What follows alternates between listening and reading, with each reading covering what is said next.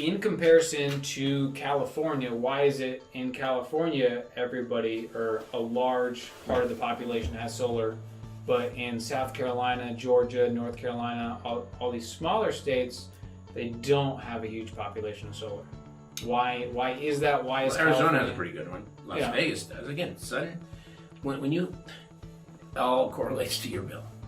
If you're paying $400, $500 a month, you're looking for an answer. If you're paying $60 a month, it's hard. I mean, you've talked to these people. I'm from New York. It's fine. I was paying $300 a month. I'm only paying $120 now. And you're thinking, yeah, but I could probably get you at 80 and fix it at 80. Mm-hmm. And again, what you're trying to point out is, if you did in New York, it's going to head there. I mean, power will go there. I mean, these companies. The irony of, in our case, Duke, is it is a public utility, which is a monopoly, but it is also a public traded company.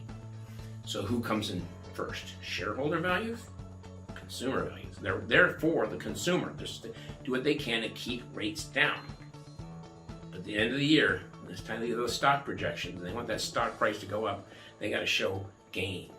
So the only way to gain is from you, the consumer, and more monthly payment. So why do you have a monopoly that's also a public traded company? Who's going to win in the end? The monopoly. What are you going to do about it? Complain? Great. They're used to that. Yeah. You know? So they'll just take it, and at the end of the day, they want a larger paycheck. The CEO of Duke wants a larger paycheck. So how does that work? In the long run. Solar panels are mandated in let's just go back in time, say 2010. It says 2010, every house is solar, every new house. How long before your house, which is built in 1990, is just less efficient, and every new home has panels? How long before you're the only neighborhood? These subdivision, because it'll be by subdivisions, right?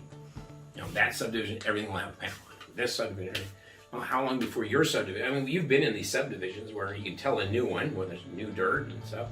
They have different ways of designing than that one that's only built in 2005, right? Well, how long before? I mean, then we see those brick homes out here. They just have that 1970s, who's looking? When you knock on those doors, you pretty much expect an elderly person. You don't see a bunch of yuppies. So until the yuppies start buying those homes and modifying them, what's going to happen is then no one's going to, people are just going to, I don't want to live over there, I want to live over here, where it's more modern. Well, same thing with solar panels. If solar panels are mandated now, everything with political is this long game. Right? We know if we start it now, how long before your home's 40 years old, 50 years old? And by the way, I can tell you're 50 years old because you don't have panels on it. Because anything 40 years old or younger has panels on it. So that's also an indication. And of course, the utilities just, like I said, by nature, they're going to raise their rates. And you, who have no solar, and all you have is again, you don't have a choice. You can't just call up Lawrence tomorrow. You can call up AT&T, Sprint, Verizon, T-Mobile, and change your phone plan. But you can't change your power provider. Well, you can't change your power provider in California now. It's mandated it has to be solar. No, it's just mandated, yes. It didn't say how many solar panels. Well, It said solar panels, so I don't know. Okay. They might have one panel so you can heat your coffee in the morning. They may have 20, I don't know. I have not read the law, so it's mandated in Massachusetts thinking about it, and there's one other state that's talking about it. It's just a matter of time before then everyone mandates it. And again, you don't have to, if you have a house, you buy a house in California and it doesn't have panels, you don't have to put them on there. But at what point there's more homes with panels than that don't, that you're actually the selling disadvantage. At the end of the day, when you go to sell, I sold a home in California. It was very common to put your energy bill on the kitchen table.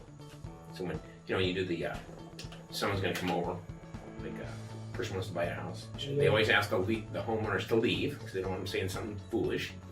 But you leave the power bill, so when people go to the house, they leave that power bill. Open house? An open house, right? Yeah. So you see, all right, they're paying this, right? So then when you go to a house 2 blocks down, they're paying this.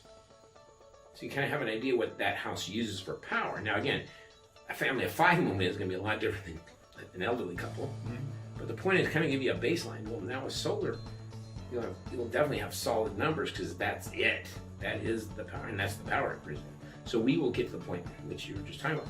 We'll get to the point where there may be people like you who are considered solar experts. Like, here's, this house has 15 panels, and that was fine for them because there's only 3 people. But you're a family of 5. You're moving. You're going to have to actually add 10 more panels, and a new inventor, you might as well get a power wall too. I mean, so there'll be realtors and people mentioning that, you know, because again, you put the amount of panels you need for the person who's purchasing it now, not for the future, because I have no idea who's moving in.